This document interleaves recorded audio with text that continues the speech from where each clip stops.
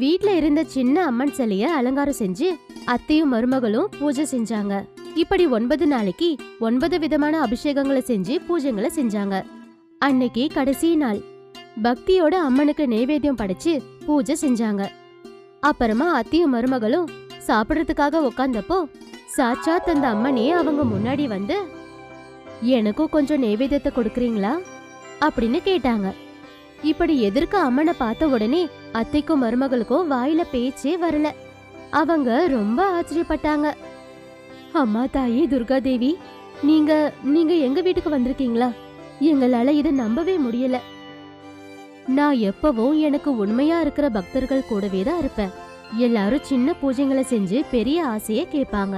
ஆனா நீங்க இந்த நவராத்திரியில என்கிட்ட எதுவும் ஆசைப்படாம எனக்கு பூஜை செஞ்சு பக்தியோட என்ன வணங்குனீங்க. அதுக்குதான் உங்க கையால நைவேத்தியம் சாப்பிடறதுக்காக நான் இங்க வந்தேன்.